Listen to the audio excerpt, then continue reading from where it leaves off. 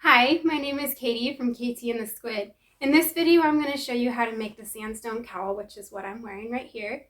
You can find this pattern for free on my website. I will link to that in the description of this video, as well as all the materials that you need to make this cowl. So let's get started. For this project, I used luxury merino DK from King Cole. This is a worsted weight yarn and 100% superwash merino. I used 2 skeins. I also used a 5mm hook, and you'll need a tape measure. Before we get started, I'll show you how to do an extended single crochet. To do the stitch, you'll insert your hook into the stitch indicated, pull up a loop, yarn over, pull through 1, yarn over, pull through 2.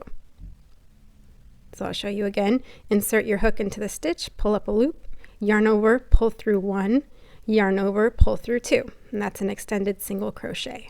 Since this is the only stitch in the cowl, I'll just call this a stitch from here on out. To begin, you'll make an adjustable ring or a magic circle, which is similar to a slip knot. You just don't close it all the way.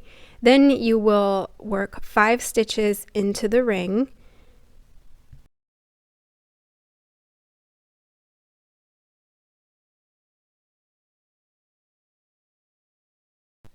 Once you have 5 stitches, you'll pull the ring closed and it'll look something like this.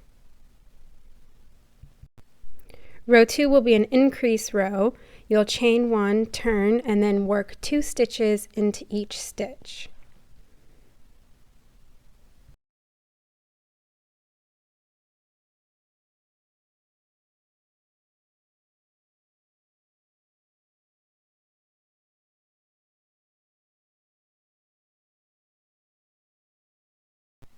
You want to stop every once in a while to count your stitches to make sure you have the right amount of stitches. You can find this information in the pattern that's located on my blog or the PDF.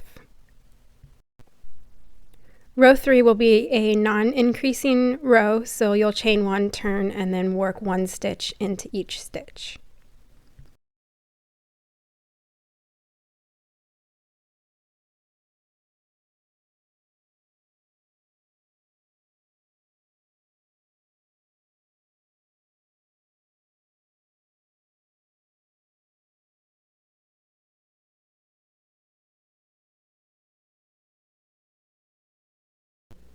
Here's what it'll look like after row 3.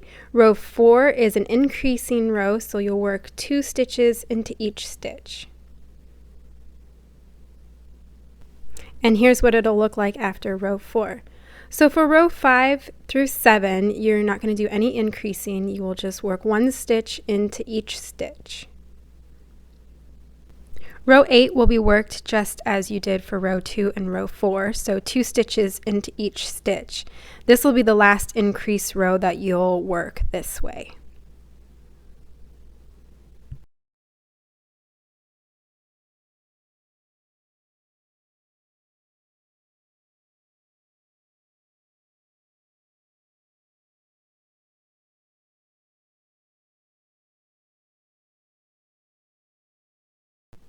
Here's what it'll look like after row 8. At this point, you'll do a gauge check. So if you measure across the straight part of the top of the piece, it should measure about 5 1/4 inches. If you're a little off, it's okay. Gauge isn't that important for this project, but if you're a lot off, you might want to adjust your hook size. There's no increasing for rows 9 through 13, so you'll work 1 stitch into each stitch for those rows. And here's what it'll look like after row 13. Row 14, there is increasing, but it's a little bit different from before. You'll work 1 stitch into the first stitch and then 2 stitches into the next. And repeat this all the way across. So 1 stitch into the next stitch and then 2 stitches into the next. There's no increasing for rows 15 through 17, so that's what this is here.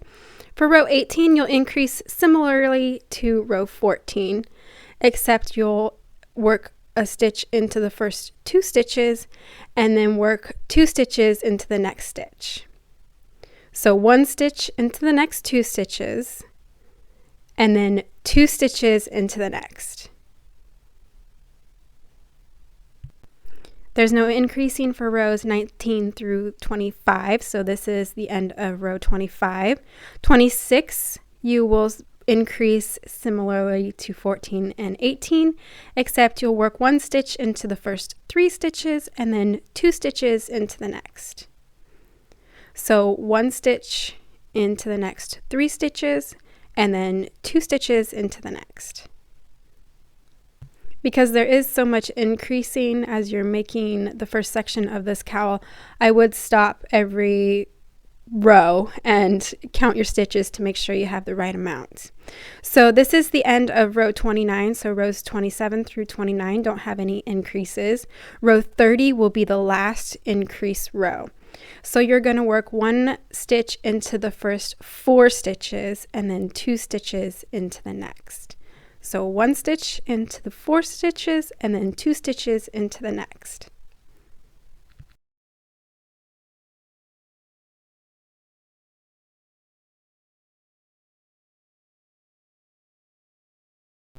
After you've worked row 30, which will be the last increased row, you will work rows 31 and 32 without any increases, and this is what it'll look like.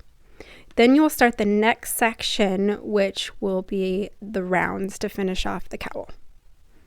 For round 1, you will work 1 stitch into each stitch like you did before, except for when you get to the end, you're going to fold the cowl in half and then join with a slip stitch to the first stitch. So the rounds to finish off the cowl will be worked in turned rounds. So you're going to join with a slip stitch and then you'll chain 1 and you'll turn. So for each additional round, you will work 1 stitch into each stitch around and you'll join again and turn. You can work as many rounds as you like. I did 10 for my sample, but you could add more if you'd like. So in this clip, again, I'm just showing you what it looks like when you get to the end of the round.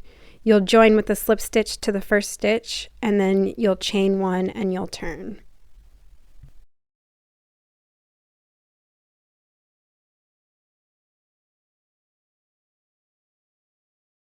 So here's what the finished cowl looks like. You can see here are the joined rounds. I did 10 rounds, but you could add more if you'd like more volume to your cowl. Also, if you want, you can do a row or a round of single crochets around the opening, but I didn't because I didn't find it was necessary.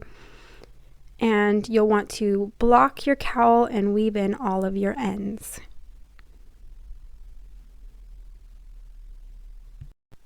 And here's what the finished cowl looks like on. I hope you enjoyed this video, and I'd love to see some of your finished cowls.